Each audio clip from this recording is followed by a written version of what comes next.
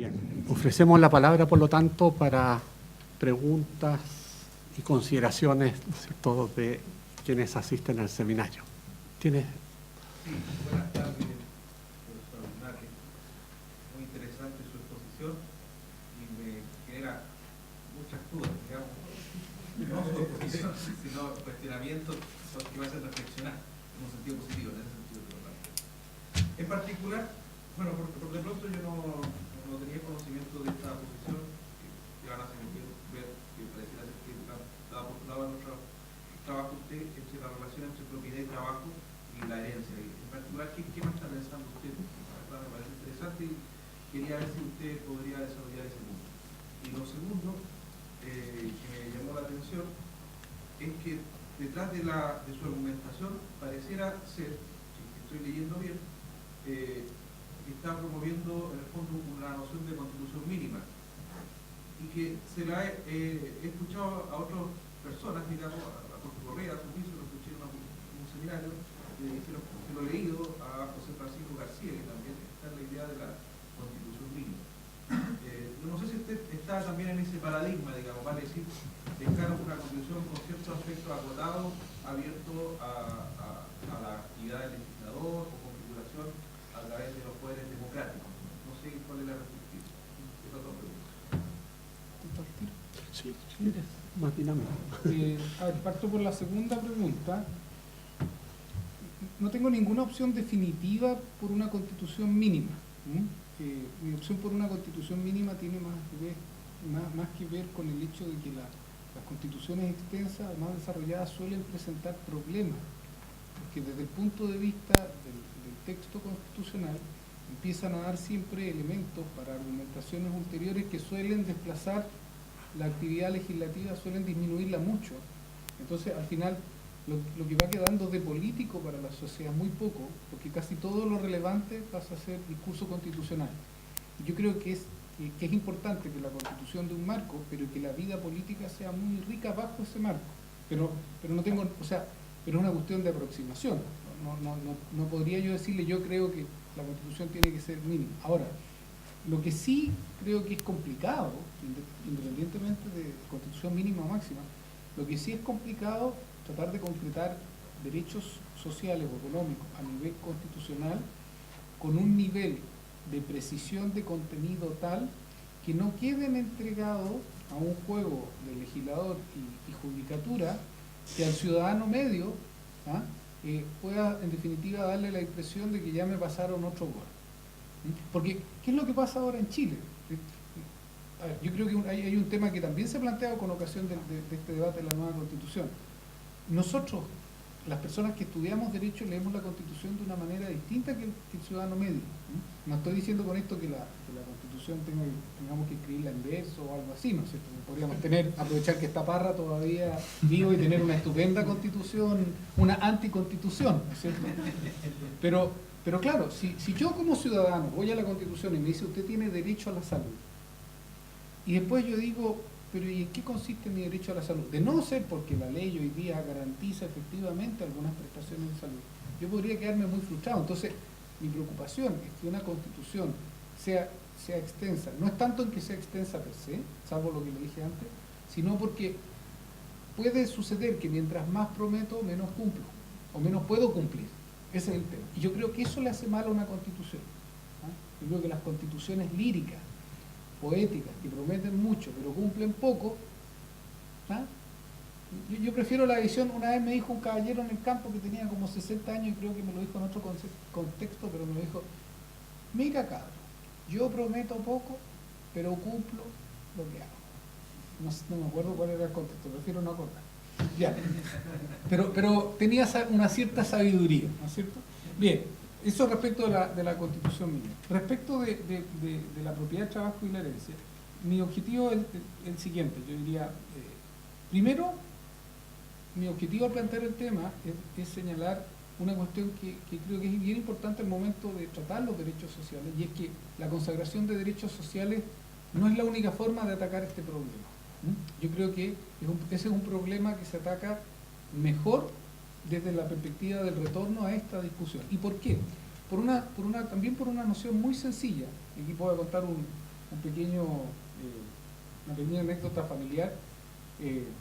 Estuve tentado de tirar una talla, profesor, aquí a Esteban y decirle, quíteme la herencia, pero no me quite el apellido. ¿Ah? Porque resulta que mi bisabuelo materno, era un sujeto bastante rico, de mucha plata, y mucha plata en tierra, como se usaba antes, ¿no es cierto? Pero también, estamos pensando en el inicio del primer cuarto de siglo XX, pero también mucho tema especulativo en bolsa, en Londres, como se usaba, gente de plata, no entiendo. Bueno, vino la crisis del 29 y quedaron en la calle, literalmente en la calle. Mi abuela a mí me contaba que se fueron de allegados.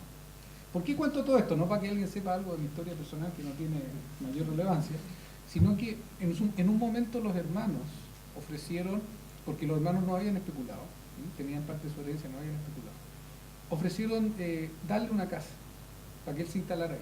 Y él dijo que no. Y es curioso, porque esto ha cambiado con el tiempo. ¿Por qué dijo que no? Por dignidad. Entonces, aquí hay un tema en que la noción de dignidad, que está muy presente en el debate constitucional hoy día, yo creo que debe ser leída desde dos perspectivas. Porque uno dice, bueno, derechos sociales que son contributivos a la dignidad humana en la medida en que no lo dejan en una situación de carencia. Pero también está la visión de la dignidad humana, de que yo accedo a las cosas que yo me puedo ganar. Es muy distinto recibir una casa porque me la dio el Estado, que recibir una casa porque trabajé, ahorré y me la compré con mi plata. Se satisface en ambos casos la necesidad de casa. La autovaloración que el individuo hace de sí mismo en el proceso cambia. Entonces, lo que yo quiero proponer con este debate, que no es un debate para el cual yo tenga una solución, puedo dar un par de criterios, pero es que a lo mejor existe otra forma de enfrentar el problema que va a llegar a que los individuos puedan acceder a estas prestaciones, si nosotros logramos redefinir las condiciones de nuestra organización social, económica y jurídica, de tal manera de eliminar las desigualdades que producen esto. Y pongo un solo ejemplo. Hoy día está todo este debate con un consenso más o menos amplio de que no hay que lucrar con la educación. Mi pregunta sería, ¿y por qué no hay que lucrar con la educación? Bueno, una es que porque hay aportes del Estado, otra es porque es un bien que no es un bien de consumo, etcétera, etcétera. Pero es bien curioso, esto es como las preguntas del Club de la Comedia, si ustedes lo vean, es como muy raro esto, porque resulta que, claro, se dice, mire, no hay que lucrar con la educación porque la educación toca un aspecto esencial del desarrollo humano, y sin embargo no se ve ningún problema en que se lucre con el ser humano. Porque, ¿qué otra cosa es que se lucre con el ser humano sino que una empresa tenga rentabilidad del 20, 30%, 40% sobre el capital invertido y esté dispuesta a pagar salario mínimo a una parte importante de sus trabajadores? Repito, esto yo sé que son categorías muy marxianas, pero en el debate actual no están planteadas en esos términos ideológicos. Yo lo plantearía como una cuestión de congruencia. Bueno, revisemos el lucro en general, particularmente aquel que genera diferencia en relación a la forma como organizamos el capital versus el trabajo. Ahora, ¿por qué yo planteé la herencia? Dentro de todo me parece que la herencia es lo más inofensivo.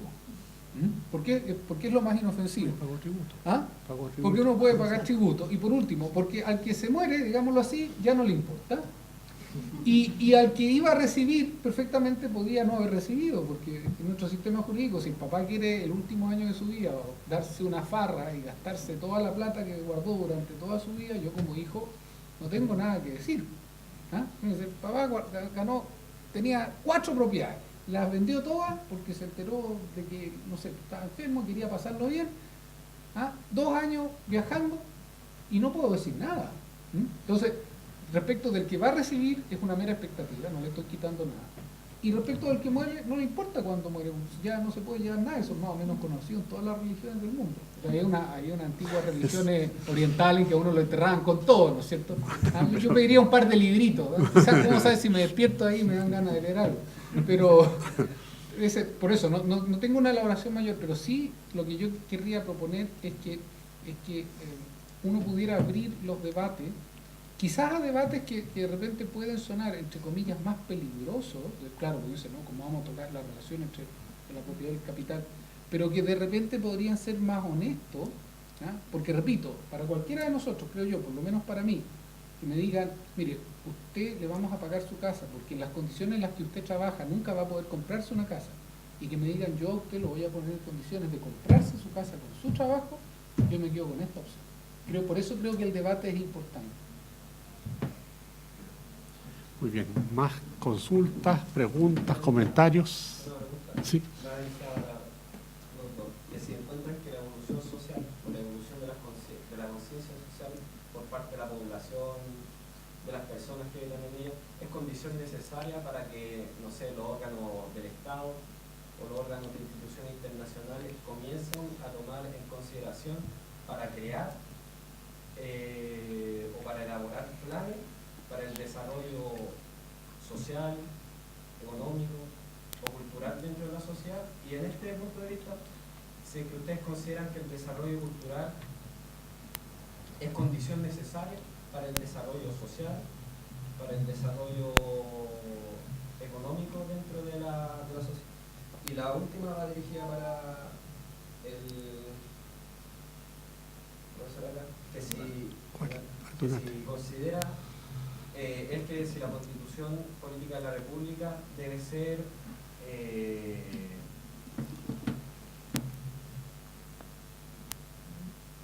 o sea, que si la Constitución Política de la República debe ser cambiada cada cierto tiempo, como cada 20, 30 o 40 años, para ir condicionándose con la evolución que tiene la sociedad o con la evolución que tiene la conciencia de las personas en un momento histórico determinado. Por ejemplo, el año pasado, igual la postura que yo considero, Fernando Atria decía que la Constitución Política es para los vivos, no para los muertos, haciendo referencia, no sé, a la Constitución de Estados Unidos. Esas son mis preguntas. Gracias. ¿Usted, profesor? Sí. Parte. Bueno, una pregunta sencilla, es la primera que nos plantea.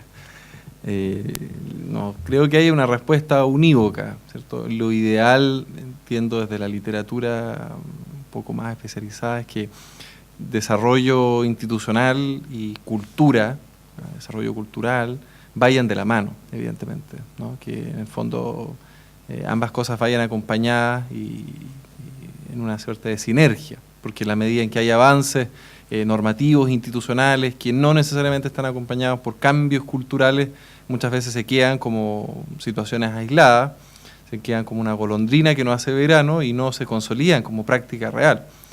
Y por otro lado, si es que hay cambios culturales que a su vez no tienen un reconocimiento constitucional, desde el punto de vista por lo menos de nuestra tradición, bueno, y eso es parte de nuestra tradición continental de derecho europeo, eso genera también ciertas complejidades en el propio sistema jurídico y político, ¿cierto? Es decir, nuestra tradición jurídica y política es una tradición que requiere cierta formalización, a eso voy. Es decir, que las prácticas, las costumbres o los cambios culturales también tengan después un reconocimiento positivo, de alguna manera, ¿no? Piense, por ejemplo, en lo que pasaba con, un ejemplo diferente, pero lo que pasaba con las comisiones investigadoras y la interpelación ministerial. Había una práctica, ¿cierto?, del Congreso, que la reforma constitucional del 2005 recibe un reconocimiento constitucional, y ahí entonces, que la práctica en sí era bastante cuestionada desde el punto de vista doctrinal de la Academia Constitucional, seguía existiendo, había comisiones investigadoras, ¿cierto?, a pesar de que estaban en los reglamentos simplemente de la Cámara, en el reglamento de la Cámara de Diputados y no en la Constitución ni en la ley orgánica, pero existía la práctica, pero había un cuestionamiento, porque nuestra mentalidad es un poco formalista, que tiene que ver con, y positivista, por lo tanto yo creo que ambas cosas tienen que ir acompañadas, pero también es cierto que muchos de estos cambios culturales han sido precedidos por fuertes impulsos de élite, digamos, fuertes impulsos de élite, y por lo tanto no había una base cultural establecida, sino que eran élites que lograron triunfos en litigación estratégica o en cambios normativos pequeños y que luego entonces impulsaron un cambio cultural. Por lo tanto yo creo que no creo que sea condición. Lo ideal sería que fueran acompasados ambas cosas, pero no creo que sea una condición el cambio cultural para el cambio normativo institucional. Yo estoy más o menos de acuerdo con esa línea. Yo solamente agregaría que sí, me parece que favorece mucho un buen cambio institucional y el desarrollo en todo plano, una inducción al cambio cultural a través de un buen sistema de educación pública. Y aquí yo introduciría dos temas fundamentales. No educación pública pensando necesariamente en que yo educo para que la persona se forme como profesional y después pueda desarrollarse bien laboralmente. Esa es una línea de acción, pero es una línea muy reducida. Nuestro pensamiento en ese sentido hoy día es muy estrecho, sino que una buena educación pública que sirve para la constitución de la comunidad. Y en ese sentido, una oferta de educación pública tan atractiva que haga que incluso las personas que hoy día pudieran estar en un colegio privado pagado, 100%, no subvencionado, les pudiera resultar atractivo la educación pública, por la calidad que tiene.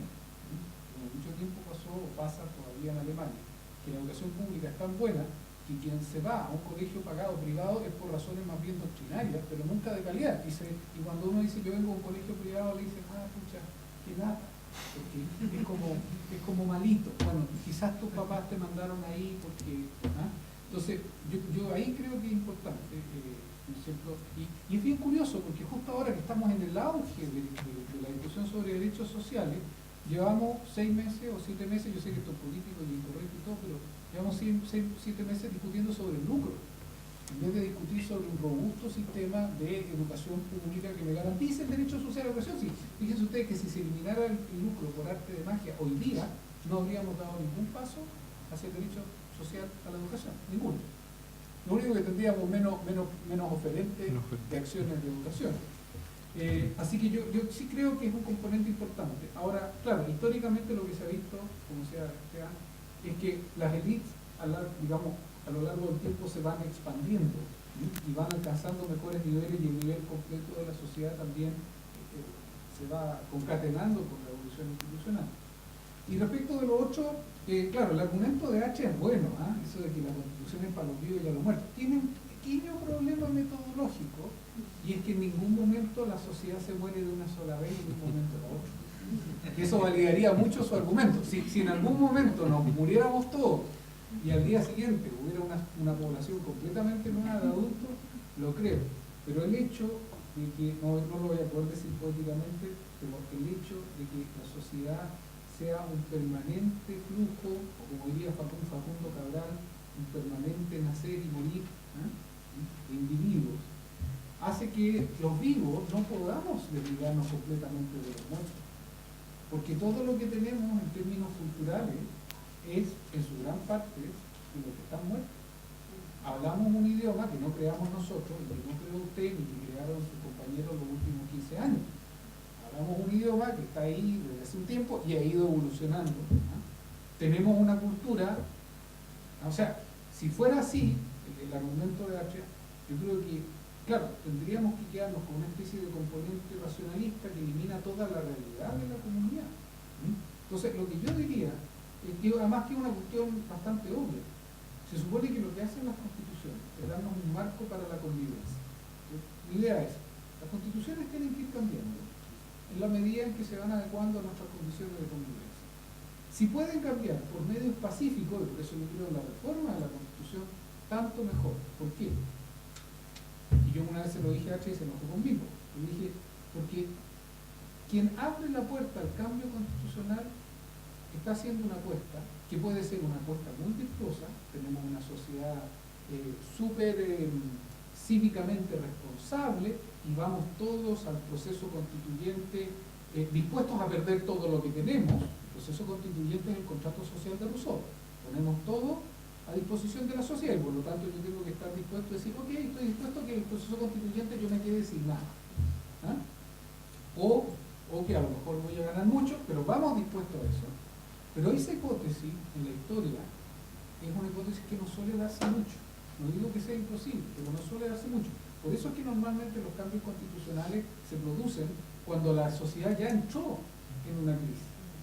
Ahora, si la sociedad de buena manera dice, ok, queremos un cambio constitucional, maravilloso. ¿Cuál es la apuesta? ¿Cuál es el riesgo? Que si la apuesta no se cumple en términos de ciudadanos responsables y virtuosos, pueden quedar heridos en el camino, y heridos y muertos, y esto puede ser literal.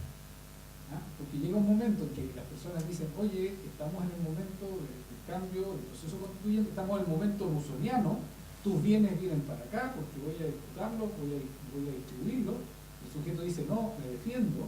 Bueno, eso puede producir problemas. Entonces, yo he vivido algunos de nosotros aquí vivimos la crisis institucional del 73. Y uno diría, bueno, entre abrir voluntariamente las posibilidades de incertidumbre de un cambio constituyente y apostar a una disciplina cívica que yo no veo mucho, desgraciadamente no la veo, a lo mejor se da. Yo estaría feliz de equivocarme, pero lo que yo le digo a Axel siempre es, si yo me equivoco, no se muere nadie. Si tú te equivocas, se puede morir alguien. Entonces yo puedo asumir mi postura y estar por la reforma, porque además aquí no puede haber ningún fetiche. Es que mire, es que reformamos completamente la Constitución del 80, pero sigue siendo la del 80. Por favor, pues estos no son ídolos paganos. Tratemos de cambiarle, si ahora vamos a ver, podemos cambiarle todo el contenido y adecuarlo a nuestra realidad actual, a lo vivo, como dice él, perfecto. Pero esa cosa de que, no, es que porque es la del 80 hay que cambiarla. Pucha, es que mi país sigue siendo el del 80, no me voy a ir de aquí. O sea, este país vio el golpe militar del 73, antes vio la crisis del 24, vimos la guerra civil del 91, es parte de la historia. Entonces, lo que yo diría es, si el camino se puede hacer con menos riesgo de vidas humanas, de condiciones de dolor humano, yo prefiero ese camino. No hay nada intrínsecamente bueno ni malo entre una constitución nueva y una constitución vieja. No son objetos de culto. Quiero una nueva constitución. Yes, constitución nueva. Pero yo creo que uno tiene que estar por sobre eso. Si lo que importa son las condiciones de vida de las personas que además van a vivir para que creen en la vida trascendente un poco más, pero en general las personas van a vivir la vida que tienen, ¿no es cierto? Y si uno tiene la posibilidad de evitarle un proceso traumático, y ojo, que no es que yo tenga miedo, nuevamente la anécdota, en 73, nosotros vivíamos con familia muy cerca de Tomás Moro, y durante muchos días después del golpe se cruzaron malas desde el antepatio de mi casa a la parte posterior. No sentía silbar la paz. Y eso para mí fue claro, aquí después de esto viene una nueva constitución. No lo pensé así en ese momento. Tenía 7 años. 5 años. Era un Mozart. Pero claro, pero ahora es mucha perspectiva. Hermosa constitucional. Claro, con las tanquetas en la calle, claro. Bien, no sé si hay alguna otra pregunta, comentario. Sí, adelante. Tengo una pregunta para el profesor Aldunate. En su planteamiento yo pude observar cierta dicotomía en relación a la función que competiría al legislador, la forma en cómo se logra el acceso a estos derechos económicos, sociales y culturales.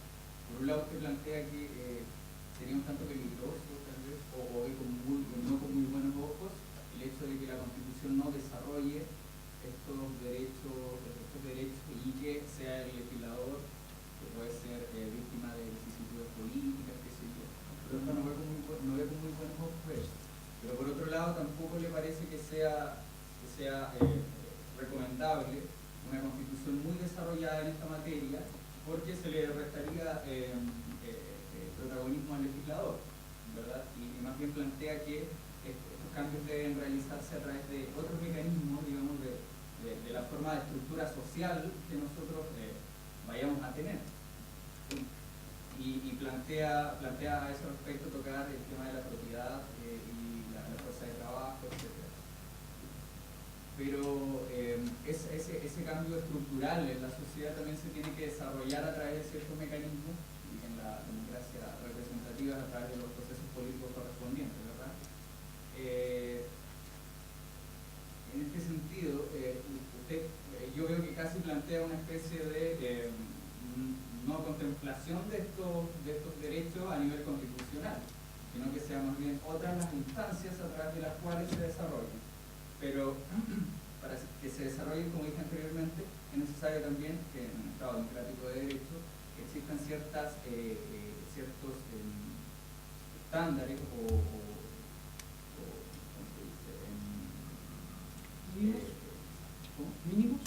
Claro, para que se pueda desarrollar plenamente la democracia. Y una de ellas es, por supuesto, el acceso a todos estos derechos, de manera tal de que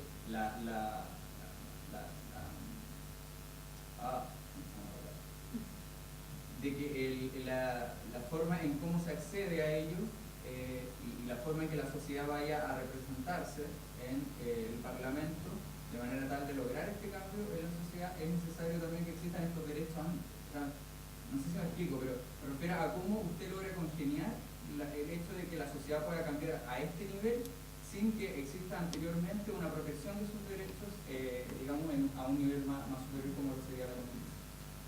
Yo lo resumiría en una especie de eslogan, aunque los eslogans son malos. Esto es una de las pocas cosas en las que estoy de acuerdo con Nacho. Los eslogans son malos, pero yo diría que mi planteamiento es más política y menos constitución.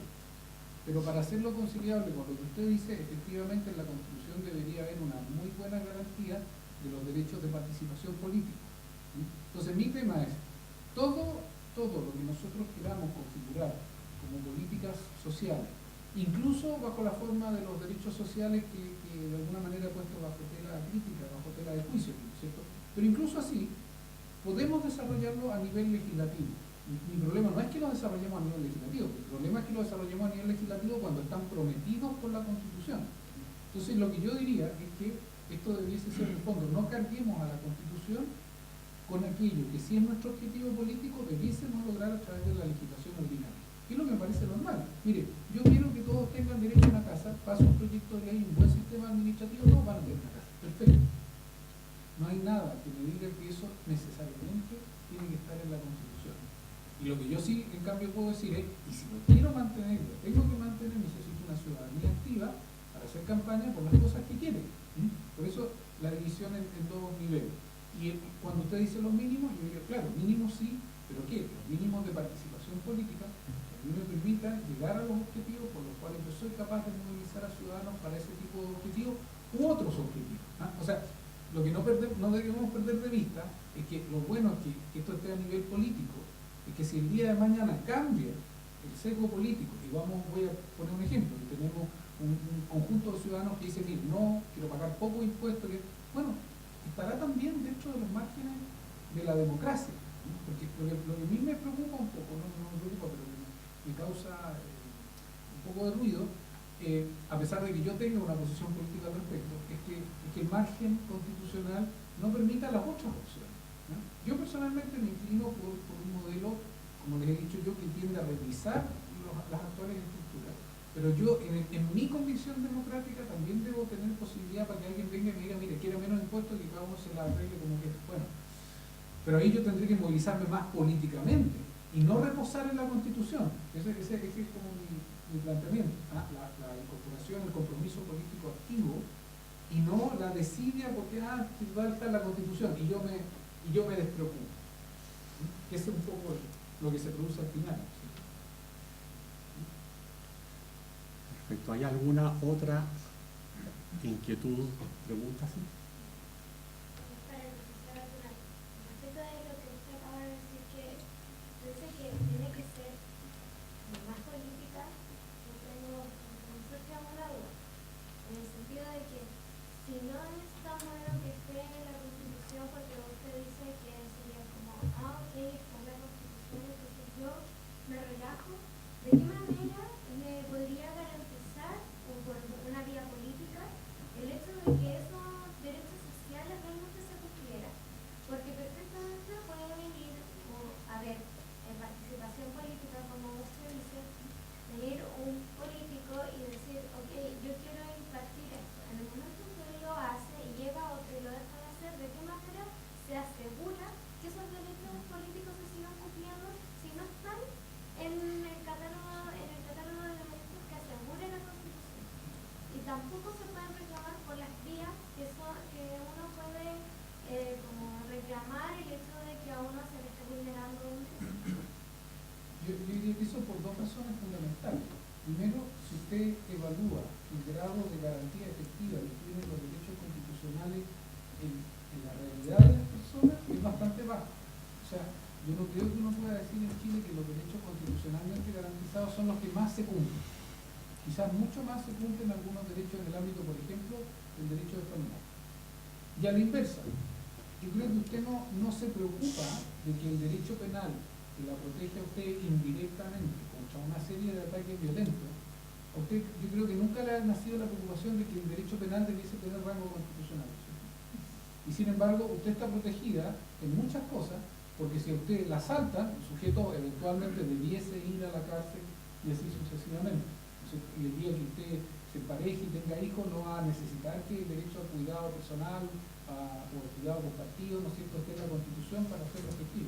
Entonces, lo que yo diría es que hay que tratar de superar la idea de que solo los derechos que están en la Constitución están protegidos. De hecho, a veces están menos protegidos. ¿No? O sea, yo diría, los interdictos posesorios funcionan a veces bastante mejor que el recurso de protección para algunos derechos. ¿No? Entonces, mi explicación va un poco por ese lado. O sea, yo puedo, y de hecho la historia, la experiencia comparada la demuestra, yo puedo instaurar robustos estados sociales al mero nivel legislativo. Alemania e Inglaterra son dos ejemplos claros de cómo se desarrolló un robusto estado social con prestaciones muy contundentes y que no se tuvieron que anclar en la Constitución. De hecho, tanto es así que en el caso alemán el proceso es a la inversa. Como ya había desde los tiempos de Bismarck una serie de derechos de prestación social establecidos a nivel legal, lo que hace el Tribunal Constitucional Federal Alemán, a partir de la ley fundamental de Bonn, es que construye el Estado social, la cláusula de Estado social, como una cláusula de no retroceso. Pero de no retroceso ¿a partir de qué? De derechos contemplados en la ley. Entonces, cuando yo digo más política, en el fondo es revalorizar aquello que podemos hacer en el plano subconstitucional y no pensar que todo lo importante tenemos que llevarlo al plano constitucional. Porque hay que acordarse lo siguiente, en nuestros sistemas constitucionales, no en un sistema de constitución flexible, pero en nuestros sistemas constitucionales, la reforma constitucional tiene algún grado de rigidez. Entonces, si usted todo lo importante lo lleva a la Constitución, lo que hace es que en todo lo importante le está dando veto a la minoría. Ese es el efecto práctico. ¿No? Claro, porque todo lo importante tiene que ir a la Constitución, entonces en el fondo todo es materia de reforma constitucional. Y voy a poner un ejemplo, si usted tiene quórum de reforma constitucional de 3/5, bueno, la mayoría de 2/5 más un voto va a bloquear lo que usted sí podría hacer en el plano legislativo. Entonces, la verdadera majestad que tiene la Constitución en las materias que protege, hay que tener cuidado porque implica en el plano operativo de las decisiones políticas que usted se moviliza a la mayoría y solo a la mayoría no va a poder hacer los cambios.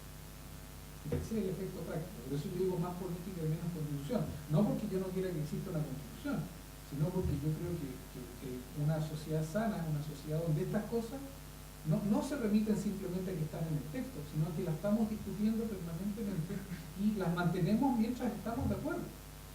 Y eso implica que los ciudadanos tenemos que involucrar. ¿No? Ese es el